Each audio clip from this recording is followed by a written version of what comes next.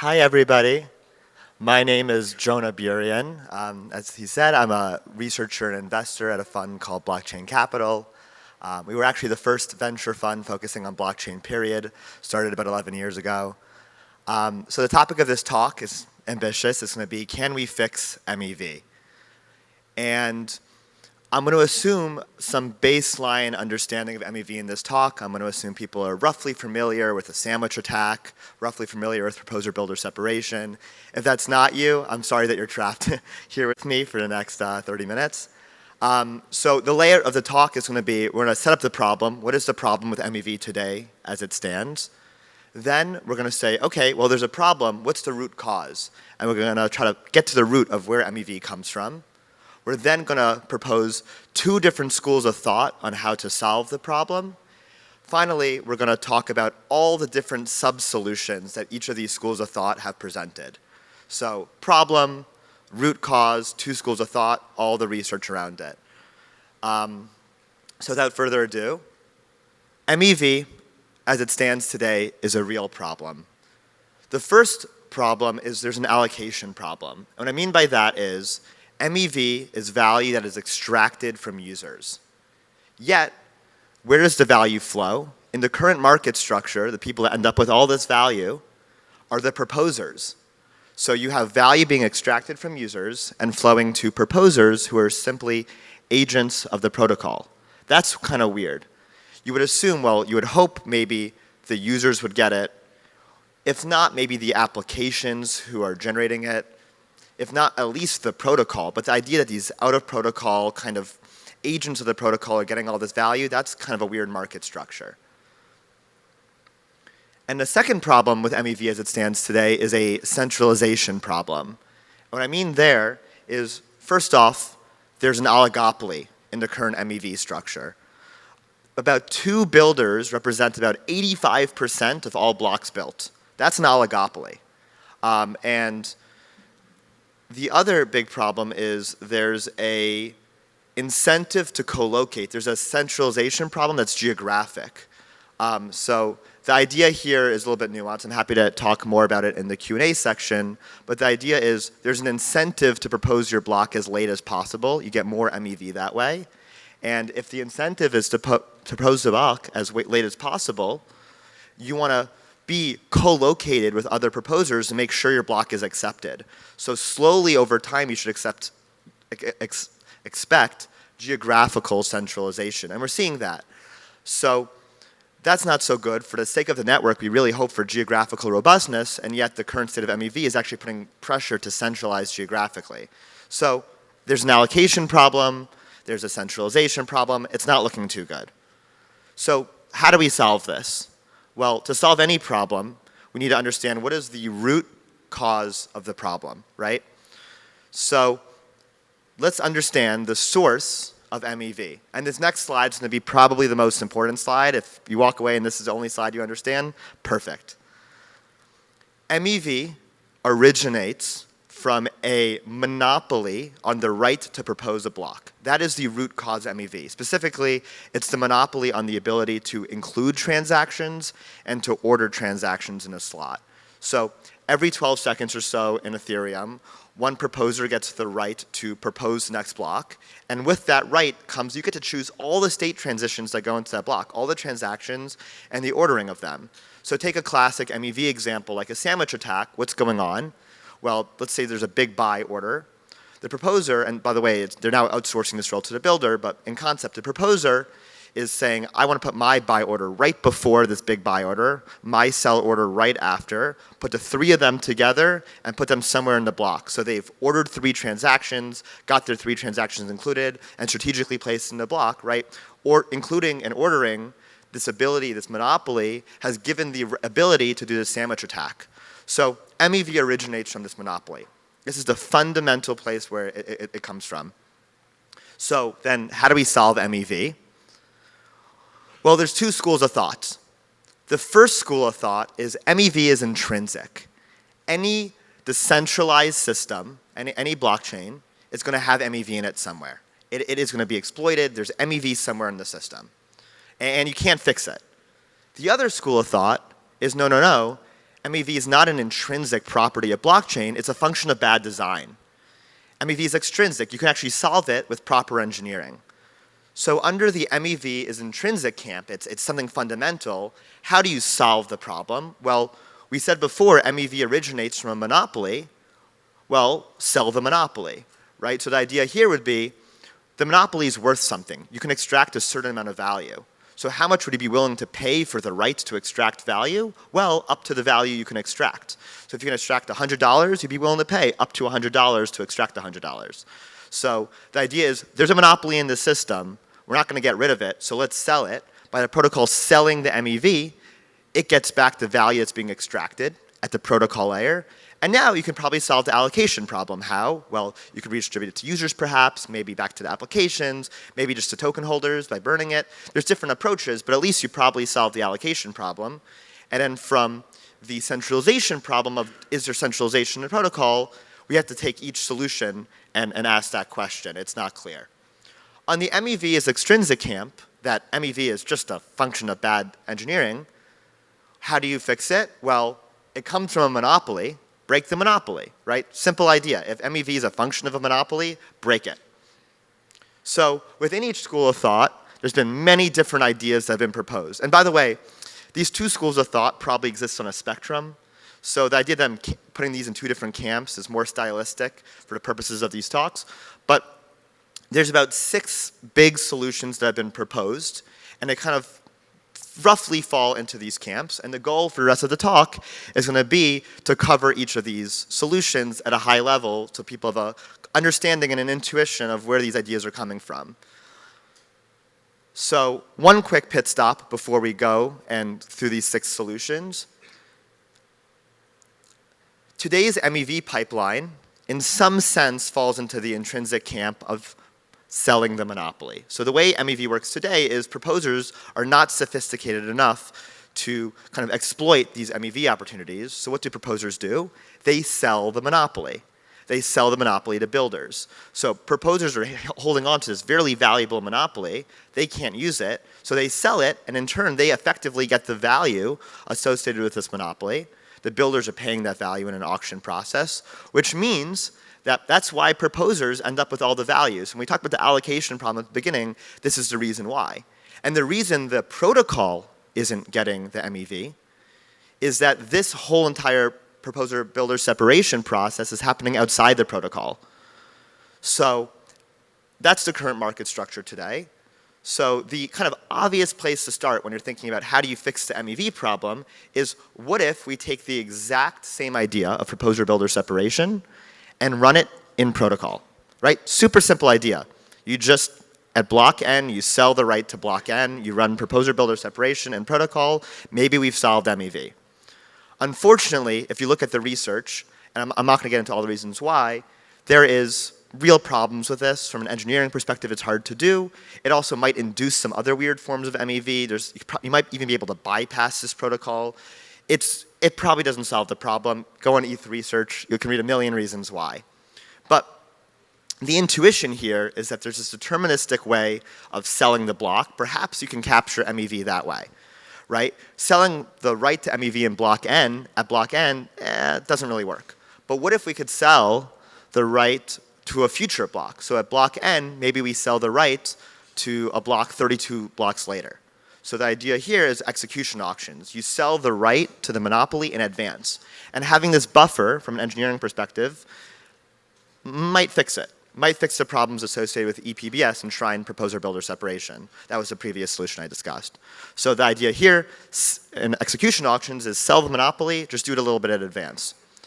I've personally done a lot of research on this, put out some blog posts, but there's a great formalization of this by Milesh and Max Resnick, and they basically show the high-level idea is, unfortunately, you create a real centralization problem here, where in kind of selling the blocks in advance, you don't really fix the centralization problem. You may be fixing the allocation problem, maybe capturing some MEV. Centralization problem isn't fixed.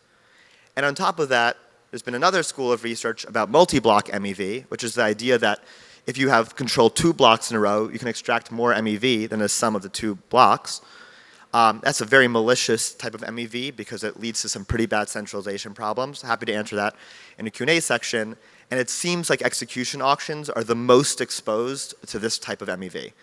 So there's some problems here. Not a dead end necessarily. Maybe there's some more research here we can fix some of these problems. But that's where the research kind of stands today. So we just discussed a whole school of thought about deterministically selling the monopoly. Well, and kind of had a dead end. So what if we non-deterministically sell the monopoly? And the idea here is there's a couple of ways of selling something. You could directly sell it, or we can run a lottery to kind of receive it.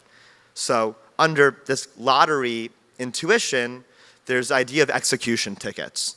Execution tickets are effectively a lottery for the right to propose a block. So this is another proposed solution. I've done a lot of research here. And the way the lottery works is there's, call it N tickets in existence. Every block, one ticket is selected. That ticket, whoever's holding it, they get to propose a block. Their ticket is removed from the circulation, a new one's sold. So at all moments, there's N tickets in circulation. You have a 1 over N chance of winning if you're holding a ticket. And you basically have a 1 over N chance until finally you win. So that's the idea. You're effectively hosting a monopoly. It's non-deterministic. This actually helps a lot with multi-block MEV. Happy to address that in the Q&A section. Does this solve the problem? So I wrote a research paper with Davide Krappis at the Ethereum Foundation and Fahad Saleh, who's a fantastic blockchain researcher and financial researcher. What we showed in our paper is, unfortunately, regarding MEV capture, it doesn't seem like execution tickets are able to really capture all the MEV. As a result, you can't exactly fix the allocation problem. On the centralization side, it seems that execution tickets, these lottery tickets, will probably be concentrated amongst a couple of actors, or maybe even just one actor. So that kind of oligopoly we spoke about earlier will exist now in another setting for execution ticket holders, and that's a whole new actor in the protocol. That might cause some problems. So unclear if this really fixes anything. But again, we're discussing the vanilla implementation of execution tickets. There's been questions about what happens if we extend the model and maybe we, extend the idea and maybe have an unbounded number of tickets. That was a paper by Christophe. And it actually kind of fixes some of the problems. So there's probably some more interesting research there. I don't have a slide on this, but Pascal's in the audience, and he's written some other extensions to the model that are also, there's something in there. There's potential solutions in there.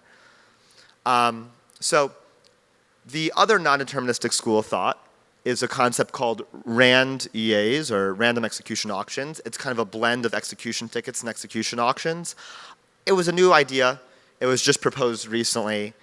There's not been tremendous formalization of it. My intuition is that it probably falls prey to the same problems that execution tickets and execution auctions face. I think some research is needed to really make sure that's correct, but we'll save that for another talk. Now, the other kind of concept, the other school of thought, this entire 4 solutions we just discussed are under the MEV is intrinsic. It's always going to be there, so sell the monopoly. The other school of thought, as you guys recall, is MEV is extrinsic. This is a function of bad engineering. So the solution is break the monopoly. How do you break a monopoly? Well, the monopoly is there's one proposer. How do you break it? More than one proposer. Super simple idea. That's the concept. And within this kind of paradigm, there is 2 different solutions that have been proposed. The first is FOCIL. I'm sure over this past week, if you guys have been going to sessions, you've heard a lot about it. But the high-level idea is we have one proposer and a group of proposers that are allowed to force to include some transactions. And by doing this, you effectively break the inclusion monopoly that proposers have today, and there's some other downstream effects. I'm not going to get too into it, but that's the intuition there. And what's interesting is that FOCIL, if you look at the research, actually works very nicely in tandem with execution auctions or execution tickets. You can actually begin fixing some of the problems I discussed earlier by meshing these 2 approaches together. Happy to talk more about this later. But the other big idea is, I would say, a more extreme version, pushing the multi-proposer idea to its logical conclusion of, no, we're not going to have this subcommittee. We're going to actually have multiple proposers. The idea here is for block n, you have, call it, I'm choosing a random number, you have 8 proposers for block n. And every proposer, what they do is they choose a subset of transactions to include based on their own local view. And then what is block n? You merge all the transactions from the 8 proposers together and you apply a special sequencing rule to it. So by doing so, you've actually fixed 2 things. You've broken the inclusion monopoly and you've broken the sequencing monopoly. Now, an easy question to ask is, wait a second, why can't we have broken the sequencing monopoly the entire time? Right? You can always apply a special ordering rule to a block. There's no reason that the proposer needs to do that. And the reason why we can't do that when you don't have censorship resistance is, well, if a proposer knows their block's going to have a certain sequencing and they don't like the order of a transaction, they just won't include it. So you can't apply a special sequencing rule to a block without having censorship resistance, and that's something that BRAID, or multi-proposer solution, gives you. So again, the idea of BRAID high level is take a bunch of proposers, they all propose some blocks, some transactions to be included into a block, merge it all together, apply a special ordering rule. Presumably, this should break the sequencing monopoly and the inclusion monopoly. So there's a bunch of open questions about this solution. The first is, and this is a MEV is intrinsic type of question, wait a second. I don't think you can break this monopoly. There probably exists hidden in this structure another monopoly.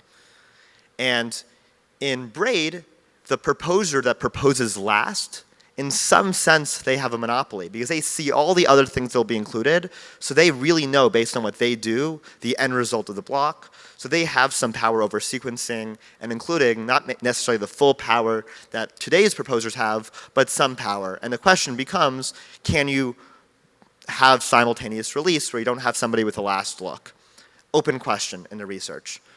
Another question is that there's going to be some exclusive order flow auctions that are going on. How does that affect it? Another big question is, how does the gas limit work when you have multiple proposers? That's another open question.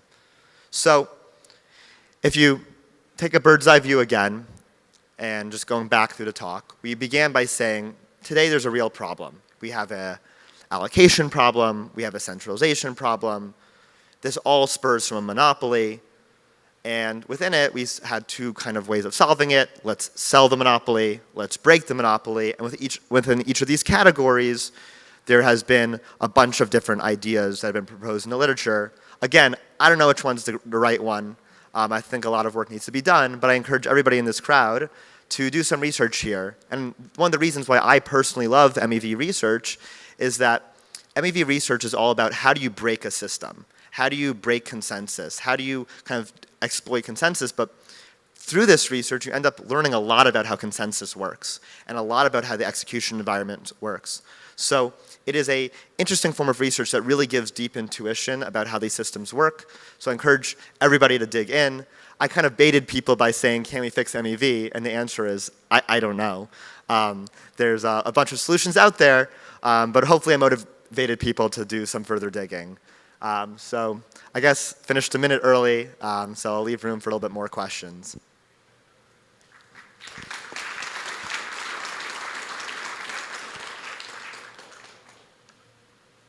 I already see a lot of questions in, but you can scan the QR code and we'll quickly tackle the questions. There's quite a few. I'm going to read them out for the audience joining online. Would inclusion lists or obfuscated encrypted mempools be a solution to solving MEV? Yeah, so this is a good question. One of the questions when it comes to encrypted mempools, at least, is as a proposer, do I have to accept a transaction from the encrypted mempool? And if the answer is no, then you could only accept unencrypted transactions and propose those, and you end up with the same monopoly. If you're forced to accept transactions from the encrypted mempool, you could theoretically create side deals where you have people prove what the encryption represents, and then the monopoly comes back. There's some ways to circumnavigate it, is my point. So it is possible that at a first order attempt, encrypted mempools does solve some of these problems, but it is circumnavigatable. Doesn't mean people will do it, but as we see, people go through crazy lengths to exploit MEV, so it wouldn't surprise me if they do. In lottery-based proposals, what determines how many tickets one entity can hold? Aren't we reinventing proof of work? So it's very funny. The proof of work comment is correct in a lot of ways. A lot of writers have written about this. But what's the most amount of tickets someone can hold? There's zero way, maybe unless you use like World ID, that you could enforce a limit of how many tickets you can hold. Because if you say everyone can hold one ticket, create multiple accounts, now you can hold 12 tickets, right? So there's no way of forcing a limit here. So one actor could really have all the tickets, and what we showed in that research paper I was talking about before is that that's probably going to happen, at least with a vanilla attempt of how execution tickets are proposed. Is BRAID napkin math? I think BRAID's an interesting idea. I think it's definitely worth exploring. I mean, as we showed in the kind of the presentation, breaking the monopoly is one really interesting way of solving MEV. Doesn't mean that MEV is extrinsic. It really could be that MEV is intrinsic and we're kind of going down a false road and we'll never fix it. But the intuition of there's a monopoly, have multiple proposers to break it, is probably a correct one, and there's at least a nugget of truth there. So I definitely think it's worth exploring. And a related question, how does special ordering work in BRAID? So that's an interesting open research question. So the dominant idea right now is just do a priority ordering where you kind of just rank order transactions in terms of their priority fee. But that's just one idea of an ordering rule. There could be many other ordering rules, and that's an open area of research of what ordering rule limits how much MEV is exploited, what captures the most MEV. There's a bunch of questions there. So there's future research to be done. And the other is, why can't we just order transactions based on timestamp, and why is that not a proper solution? It's hard in a decentralized system to guarantee like that the timestamp is accurate. And also, if you collude with some other actors, you can forge a timestamp. So you're just asking for other games to be played. Isn't it hard for builders and proposers to bid the right MEV value in advance for future block space rights? So yeah, by the way, this is a fantastic question. So today in the current MEV pipeline, if you think about what builders are doing, is they know ex post what transactions they have. So when they're bidding for the monopoly, right, they know the value of what they hold. So they're not bidding over expected value. They know exactly the value they have and can make a bid as such. In the case of execution auctions, when you're bidding for something in advance, or execution tickets when you're bidding for something in advance, you're bidding ex ante, and you don't know the value of what you're going to get. And as a result, you have to do an expected value calculation. And if you look at the paper that I put out with Davide and Fahad, we show that when you're doing this stuff in expectation, there's a lot of weird properties. First of all, there's probably more centralization that takes place because not all actors can do these ex ante calculations. And on top of that, certain actors consistently have higher ex ante valuations, but only ex post do other actors have a higher valuation. You can see that in the research. And also, part of the reason why we can't capture all MEV is that people might be risk averse and downweight the MEV they will capture because it's an expectation. As a result, when you pay for this monopoly right, you won't pay the full amount. The next two questions are related.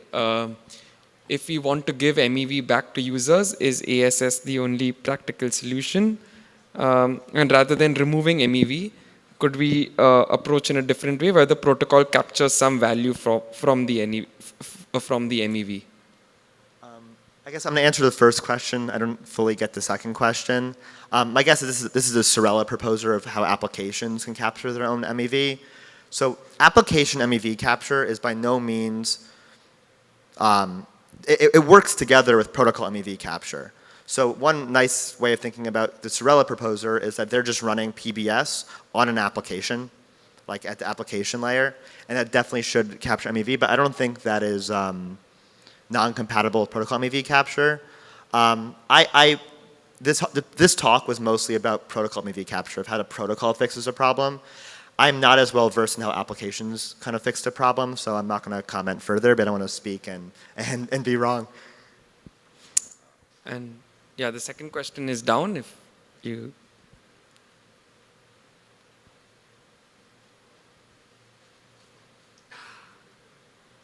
Yeah, so if the goal of the protocol is to capture 5% MEV, like it's hard to design an approach where like you're able to target 5% and get it. What's most likely going to happen is you try to capture all of it, and if you only want to capture a percentage, you can rebate some.